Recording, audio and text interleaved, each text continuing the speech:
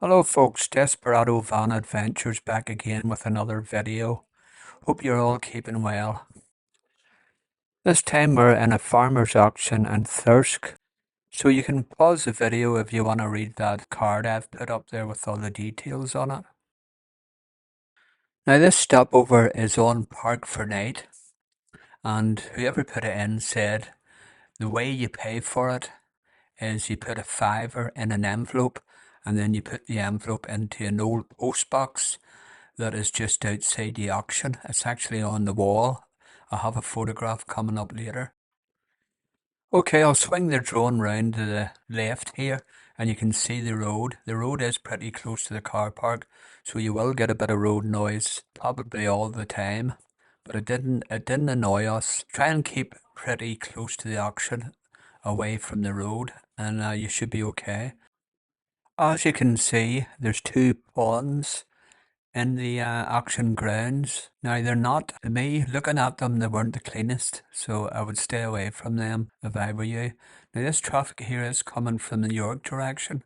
That's the way I came to the stopover. If you turn left and go down this road and then take the first left, that takes you right in to the auction, just the way that Lorrys go in there, and turn left and that's you into the auction car park. Now you have the auction, you have a country store, and you've got a restaurant. The country store sells all sorts of farm foods as well as dog and cats foods. They also sell toys for cats and dogs. In fact, I've never seen as big a display of toys for cats and dogs. Now a few doors to the left you have the cafe. The best cafe I've seen in a long time. It's not just burgers, fish and chips, hot dogs, stuff like that. It's proper food, potatoes, vegetables, meat. It's absolutely unbelievable the stuff they have in that cafe, and it's really, really cheap. So don't forget to give it a go. Now the wall on the left, there's an old post box on there that I told you about earlier. That's where you drop your envelope in with your £5 in it. £5 at least, you can put more in it if you want. And here's a better picture of the post box. That's it there. I did read on Park for Day that some people couldn't find the post box, but that's where it is. So look up to the right again, and this is a picture of the country store. Now they also sell a variety of bakery stuff like cakes and buns, and I'm almost sure I've seen bread for sale in there as well.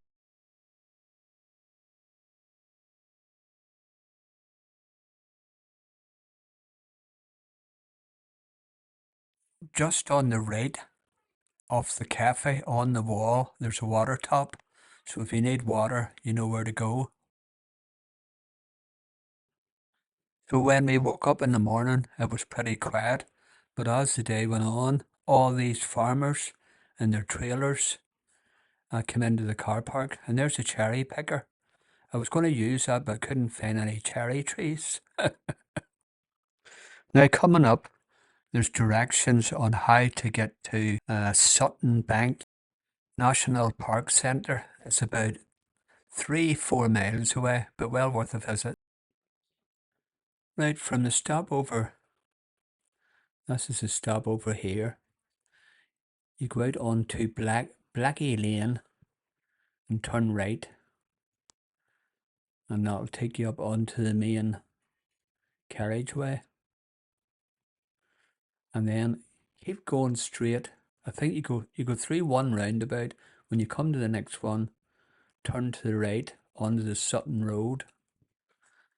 And just follow that road right along. That'll take you right to the country park. But around it's just up a bit from here. About this area here, you'll meet a very steep hill, and there's a very sharp bend on it as well. Towing caravans is actually prohibited on this part of the road. There is a sign up, So you go round that sharp bend, and then the next bend round to the right. That's where the car park is. For some reason, it says on that little red dot, it says Sutton Bank. But if you go up here, this is where the car parks are. Now that's one there. It's just really a car park. That one in there. But if you go on down a bit, there's a bigger car park down here, and there's ice cream, there's a cafe, there's bike hire. I think there's a few other things as well. But this other car park where I parked in, there's nothing there. It's really only a car park. Now this part in the middle is cycle tracks. They're pretty short, they're twisty, great for kids, but they're not very long. But there is another one. If you can see that lake over there on the left, there's a trail that runs up the side of some fields, and then along down the side of that lake, and then back down towards the centre again. That one is a lot longer than the other ones in the middle of the complex. On that longer trail, there's beautiful views over the countryside. So well worth a visit. I think it was about £6 to stay there for the day, but well worth it. Good day out. And here's a map showing you the area. If you pause the video, you can have a better look at it.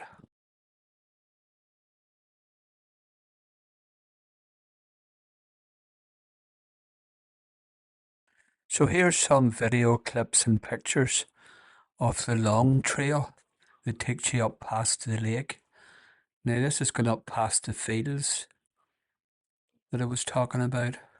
This is the start of the track. And then you start going into a woodland area, and then you'll come to the lake on the right hand side. It's a very nice cycle ride, and it's one way, by the way. Obviously the way I'm going, that's the way you go. You can't go the other way for safety reasons. And this is the lake, and a nice view of the countryside as well.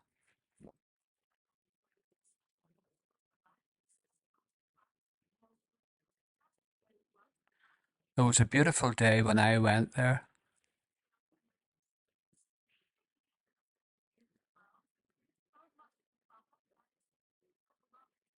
Now I did make a mistake further down the trail. There's actually two trails. There's a trail pretty high up, and then there's a lower trail. The two paths are quite close together, but I didn't realise I was cycling on the pedestrian path. But I did get told off for it, and I think the lady is just around this bend. I met a few people with dogs, but as I said in my other videos, I do go very slow when I see people, just in case the dog would nip out. But if you look in the distance here, you can see a lady bending over holding her dog. And she didn't give me a telling off, but she told me that I was in the wrong path. Just to the left of that path, there's another one, and that's the one I should have been on. So if I go on down this path, you'll see the way it splits into two. You can see a path there. That's the path I should have been on. But anyway, this is near the end of the path. This will take you back down to the country park. And as you can see, a very nice woodland cycle ride. And that's me coming back down onto the road. There is a few roads around the area. You don't have to go out onto that main road that we turned off. So I just go up here turn right to the left. This is the top car park where there's nothing much happening, as I was saying. And that's me back at the van. That's an aerial view of the complex. And if I go back down the road I came up there, there's a signpost and it does say Thirsk. Gives you a few nearby towns on that signpost if you want to have a look at it. Go down here, turn right, rather than taking the main road that we come in on. It can be busy, that road.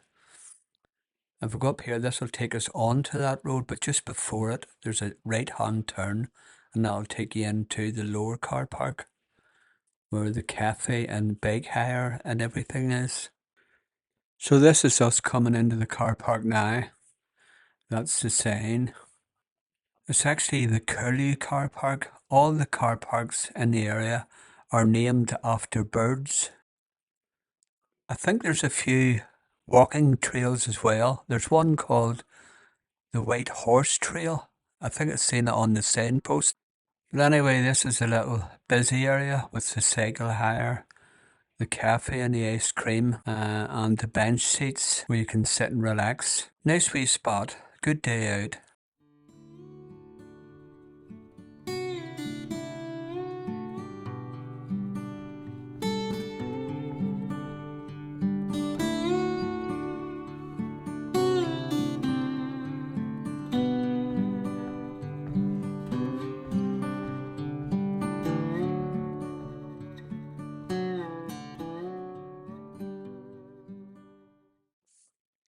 And there's the public toilets on the left. Now there is a bus service goes past here, and there is a timetable just around the bend here. Right, well that's the video finished, folks. Another one done and dusted. And thanks for watching.